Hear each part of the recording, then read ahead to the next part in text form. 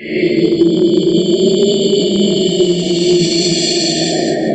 decided to spend Christmas Eve at home this year. No family gatherings, no big plans. Just me, a bottle of wine, and some Christmas movies. I live in a quiet neighborhood. Pretty normal. Nothing ever really happens here.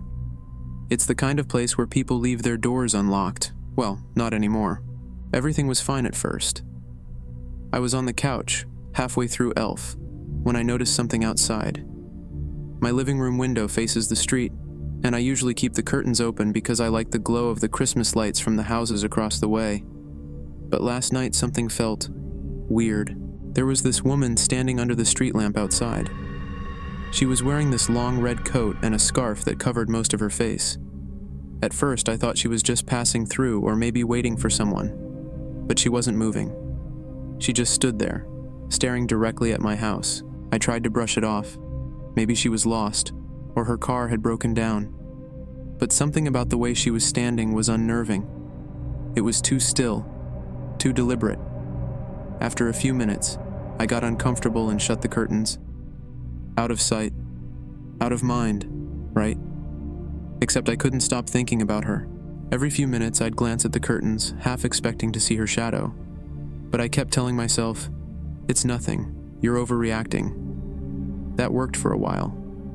Until the movie ended, and I peeked outside again. She was still there, same spot, same eerie stillness. At that point, I started to feel genuinely scared. Who just stands in the freezing cold like that for nearly an hour? It wasn't normal.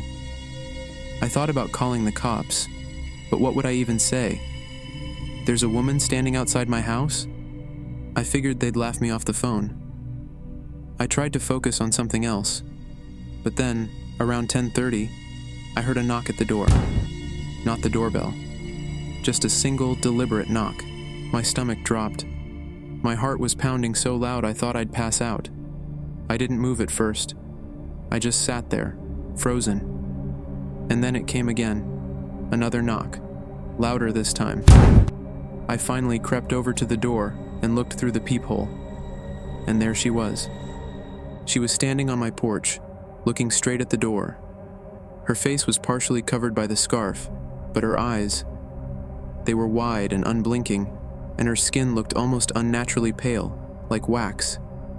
She wasn't shivering or anything, even though it was below freezing. She didn't say anything at first, just stood there.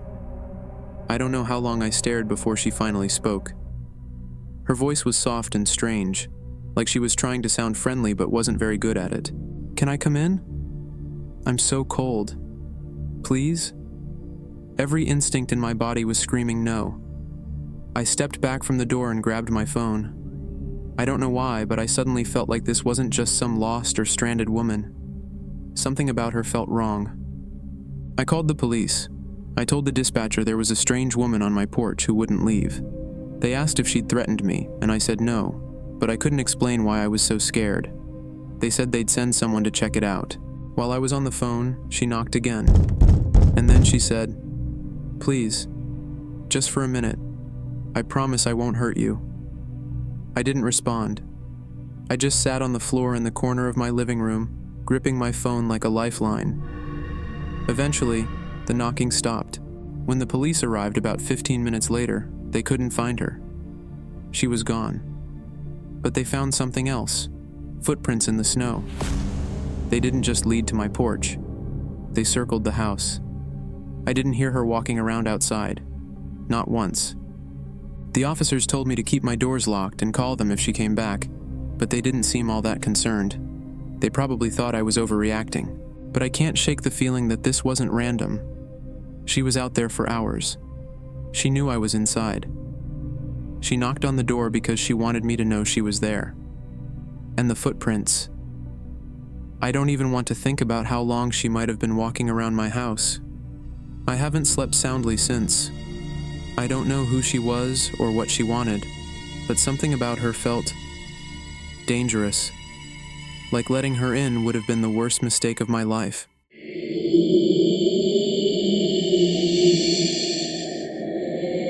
This was both the most exciting day of my childhood and at the same time, the most frightening.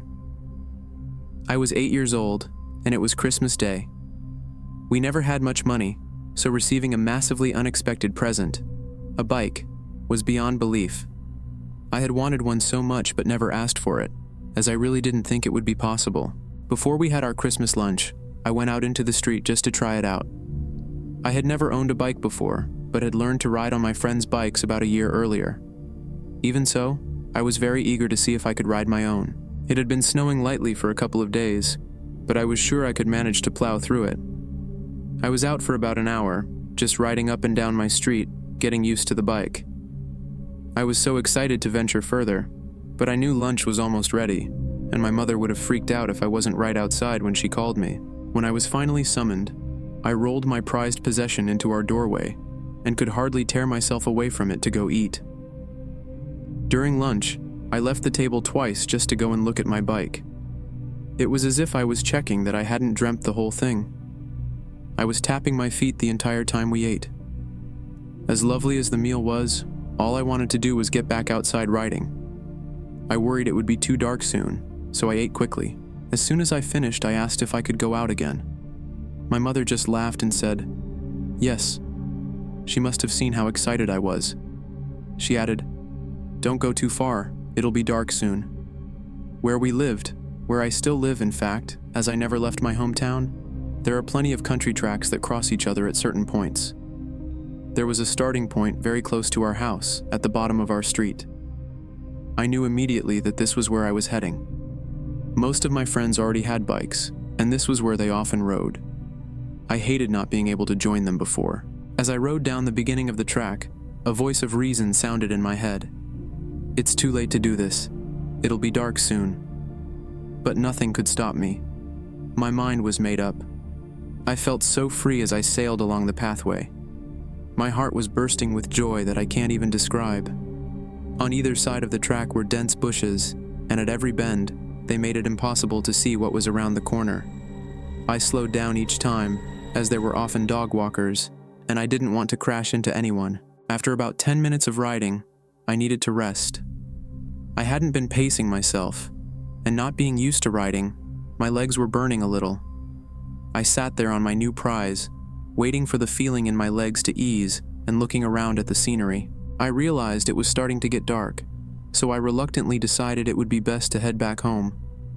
I really didn't want to, but I also didn't want to get in trouble with my parents. As I dismounted to turn my bike around, I looked toward the bushes ahead of me. I noticed a shape. It was getting darker, and the bushes were shadowy, but there was someone standing there, looking at me. He was barely visible, wearing dark clothing. Then he stepped forward, away from the bushes. I could see him more clearly. He was dressed like a monk. He wore a long, habit-like garment with a hood. I had never seen a monk in real life, but I had seen pictures. Fear took over, and I quickly turned my bike around. I jumped on and pedaled as fast as I could away from the strange figure.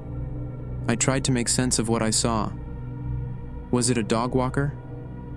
I didn't see a dog, but it could have been in the bushes. Why was he dressed like that? As I sped away, I glanced back and saw him disappear around a curve in the track. I breathed a small sigh of relief but kept pedaling hard. My only thought now was to get home. No way could he catch up to me, I thought. Why would he even want to? Ahead of me, the track split. I knew that taking the right fork would bring me close to the main road and home, but as I looked toward it, there was someone standing in the middle of the path. At first I thought, thank God someone else is here. Then my eyes adjusted. It was him. How? It was impossible for him to have caught up with me, let alone overtaken me. I was terrified. I started to cry. My only option was to take the left fork, so I swerved at the last moment. I passed him so closely, but I could see no features of a face under his hood, only shadows. I was in full panic mode now. My breathing was labored and my mind was racing. All I could do was keep pedaling, desperate to escape. Tears streamed down my face as I whispered, "Help me," over and over. Then I saw my way out, a bend in the path leading to a narrow lane that would take me to a street near my house. Relief surged as I rounded the bend. But there he was. I lost control of my bike and fell. The monk figure was no more than 10 feet away. The next thing I knew, a man was helping me up, asking, "Are you okay?" He had heard me fall from the street. He picked up my bike and walked me home. Too confused and scared to explain, I let him believe the snow had caused my fall. When we reached my house, my parents thanked him, and my mother fussed over me for the rest of the night. Strangely, I didn't tell anyone about what I had seen until many years later. I still don't know why.